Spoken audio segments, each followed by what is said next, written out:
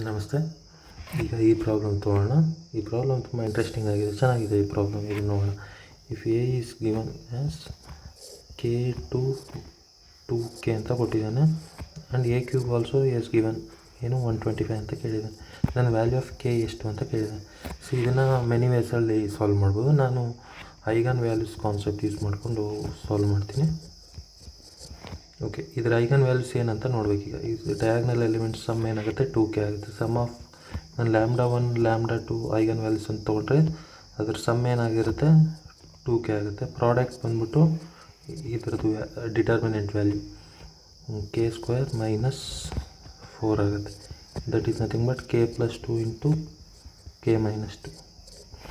So ನಮ್ಗೆ lambda ಸಿಕ್ಬಿಡ್ತು. λ1 k + 2, ಇನ್ನೊಂದು k - 2. So ನಮ್ಗೆ 2 ವ್ಯಾಲ್ಯೂ ಸಿಕ್ತು. ಇನ್ನೊಂದು ಪ್ರಾಪರ್ಟಿಗೆ ನಾವು ಪಡ್ಕೋಬೇಕು. ನಾವು ಗೊತ್ತಿರ್ಬೋದು ನಿಮಗೆ. ಈಗ ಮ್ಯಾಟ್ರಿಕ್ಸ್ ಎದು ಲ್ಯಾಂಬ್ಡಾ ವ್ಯಾಲ್ಯೂಸ್ λ1 λ2 ಆಗಿದ್ದರೆ ಮ್ಯಾಟ್ರಿಕ್ಸ್ A² ಏನಾಗಿರುತ್ತೆ λ1² λ2² ಆಗಿದೆ. ಅದೇ ಥರ ಎ ಕ್ಯೂಬಿಂದು λ3 λ1³ λ2³ ಅದೇ ಥರ ಎ ಇನ್ವರ್ಸ್ದು 1/λ1 1/λ2. ಇದು ಇಂಪಾರ್ಟೆಂಟು, ಇದು ಜ್ಞಾಪಕ ಇಟ್ಕೊಂಡಿರಿ ಆ್ಯಕ್ಚುಲಿ. ಓಕೆ, ನೆಕ್ಸ್ಟ್ ಏನು ಎ ಕ್ಯೂಬಿಂದ ಏನಾಗುತ್ತೆ ಹಂಗಾದರೆ ಎ ಕ್ಯೂಬ್ λ³ ಅಂದರೆ ನಮಗೆ k + 2 whole cube k - 2 whole cube ಅಂತ ಹೇಳಿದೆ.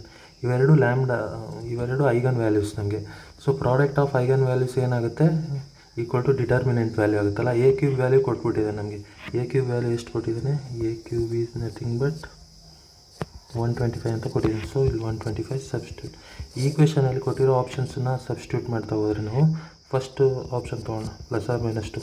ಫಸ್ಟ್ -2 ಸಬ್ಸ್ಟಿಟ್ಯೂಟ್ ಮಾಡೋಣ. -2 ಸಬ್ಸ್ಟಿಟ್ಯೂಟ್ ಮಾಡಿದರೆ ಇಲ್ಲಿ 0 ಆಗಿಬಿಡುತ್ತೆ. ಇಲ್ಲಿ -2 + 2 ಹೋಲ್ ಕ್ಯೂಬ್ ಅಂದರೆ 0 ಆಗುತ್ತೆ, ಎಂಟೈರ್ 0 ಆಗುತ್ತೆ. ಸೊ ಫಸ್ಟ್ ಒನ್ ಅಲ್ಲ, ಸೆಕೆಂಡ್ ಒನ್ ತೊಗೊಳ್ಳೋಣ. ಸೆಕೆಂಡ್ ಒನ್ ಬಂದ್ಬಿಟ್ಟು +or -3 ಇದೆ. ಇಲ್ಲಿ 3 ಸಬ್ಸ್ಟಿಟ್ಯೂಟ್ +3 ಸಬ್ಸ್ಟಿಟ್ಯೂಟ್ ಮಾಡೋಣ. 3 + 2 whole cube into 3 - 2 whole cube. ಇದು 5³ ಇಂಟು 1³ ಸೊ 125 ಆಗುತ್ತೆ. ಇದು ಕರೆಕ್ಟ್ ಇದೆ. ಅದೇ ಥರ -3 ಸಬ್ಸ್ಟಿಟ್ಯೂಟ್ ಮಾಡೋಣ. -3 + 2 ಹೋಲ್ ಕ್ಯೂಬ್ -3 - 2 ಹೋಲ್ ಕ್ಯೂಬ್ ಏನಾಯ್ತು ಇದು?